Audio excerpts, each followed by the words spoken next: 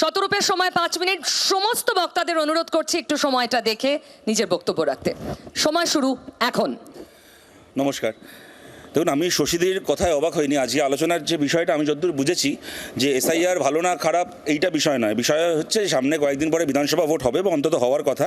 সেই বিধানসভা ভোটে এসআইআরটাই একমাত্র ইস্যু কিনা। শশীদি গোটা 5 মিনিট এসআইআর নিয়েই বলে গেলেন এবং উনি ওনার সমালোচনা করে গেলেন। হয়তো অনেকগুলোই ন্যায্য কথাই বলেছেন, কিন্তু আমি তৃণমূলের এই অবস্থানে অবাক নই, কারণ তৃণমূল তো চাইবেই যে কোনো একটা ইস্যুতেই যদি বিধানসভার ভোটটা হয় তাহলে গত 15 বছর ধরে চাকরি চুরি, বালি চুরি, গরু চুরি, এতগুলো মানুষকে খুন করা, পঞ্চায়েত ভোট না হতে দেওয়া, অন্য দলের জেতা লোকেদেরকে গায়ের জোরে টাকা দিয়ে দলবদল করিয়ে অন্যের জেতা পঞ্চায়েত, অন্যের জেতা বিধানসভা আসনকে দখল করে নেওয়া সহ সোয়ান অ্যান্ড সো ফোর্থ। অভিষেক বন্দ্যোপাধ্যায়ের হাজার হাজার কোটি টাকা সম্পত্তি তৈরি, এই যাবতীয় সব কিছু মিথ্যে হয়ে যাক, খালি একটা ইস্যুতেই ভোট হোক। কিন্তু ওনারা চাইলেও তো সেটা হবে না। বাংলার মানুষের কাছে যখন বাংলার মানুষ কয়েকদিন পরে হয়তো আঙুলে কালি লাগাবেন, বাংলার মানুষের কাছে ডেফিনেটলি এসআইআর একটা ইস্যু হবে, কিন্তু তার পাশাপাশি বাকি এই যে ইস্যুগুলো, এতদিনের এই যে বঞ্চনা, এইগুলোরও হিসেব নিশ্চয়ই মানুষ চাইবেন বলেই আমাদের ধারণা।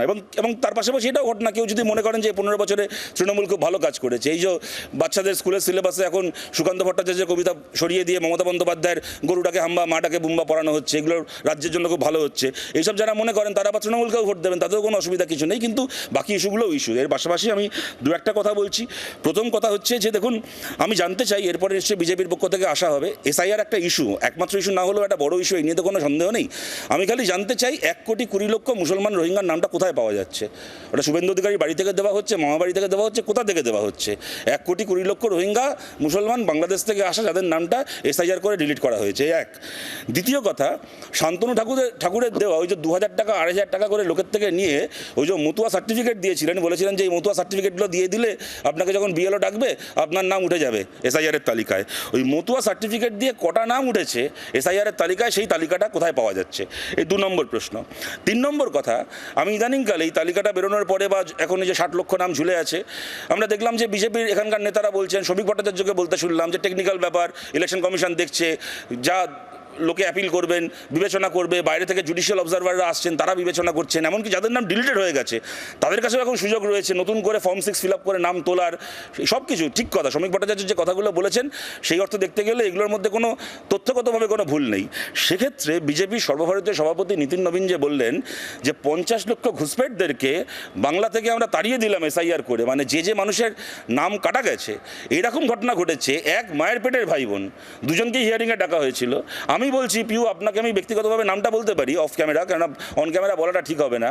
আপনার ফ্রেটার্নিটির একজন সাংবাদিক গতকাল যখন আমাদের ধর্না চলছিল পরশুদিন ইলেকশন কমিশনের সামনে, ওখানে কভার করতে গেছিল একটি বাংলার একটা অত্যন্ত বড় খবরের কাগজের করেসপন্ডেন্ট, আমাকে এসে বলছে আমাকে আর আমার বোনকে দুজনকে ডেকেছিল হিয়ারিংয়ে, দুজনই যাবতীয় ডকুমেন্ট দিয়েছি, মায়ের পেটের ভাই বোন, বোনের নাম রয়েছে, দাদার নাম ডিলিট হয়ে গেছে লিস্ট থেকে, তার নামটা ডিলিট করে দেওয়া হয়েছে। এই যে মানে এক মায়ের পেটের ভাই বোন, একজন ভারতীয় একজন বাংলাদেশি, এই যে অসামান্য এই আবিষ্কারগুলো করে ফেলেছে ইলেকশন কমিশন, তো বিজেপি কি দায়িত্ব নিয়ে এটা বলবে? তো এবার ভোটের প্রচারে গিয়ে মতুয়া এলাকায় গিয়ে, উদ্বাস্তু কলোনিতে গিয়ে, আদিবাসী পরগনায় গিয়ে যাদের নাম কাটা গেছে লিস্ট থেকে, বেশ হয়েছে কাটা গেছে, এরা সমস্ত বাংলাদেশি রিফিউজি, যারা বাংলাদেশি বেআইনি উদ্বাস্তু, যারা বেআইনিভাবে ভারতবর্ষে এতদিন বসবাস করছিল।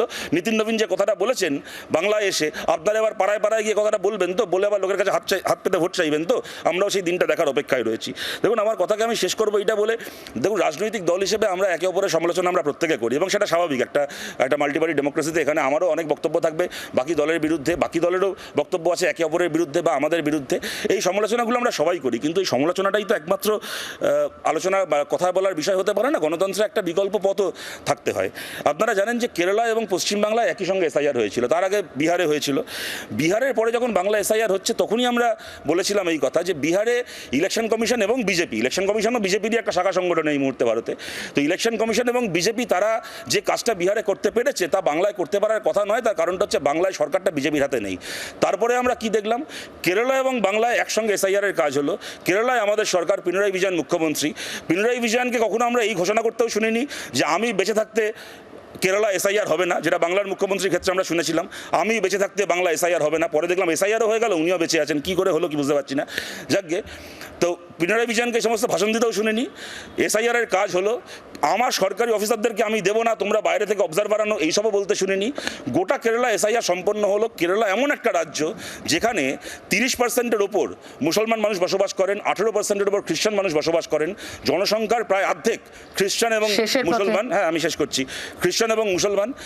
পিনারাই বিজয়নকে গলায় কালো শাল জড়িয়ে সুপ্রিম কোর্টে গিয়ে ছবি তুলতেও হয়নি। সরকার গোটা দায়িত্ব নিয়ে নিল এসআইআর প্রক্রিয়ার। ইলেকশন কমিশন চেয়েও কোনো মুসলমানের, কোনো খ্রিস্টানের, কোনো সংখ্যালঘু মানুষের নাম কেরালার লিস্ট থেকে ডিলিট করতে পারলো না। কেরালায় যা করা গেল বাংলাতেও তা কিন্তু করা যেতে পারত, যদি আমার কাছে লোককে বাঁচানোর বদলে আমার নিজের রাজনৈতিক স্টান্টবাজি করাটাই প্রধান না হতো। ধন্যবাদ। বাংলার আওয়াজ, বাঙালির আবেগ, জি 24 ঘন্টা।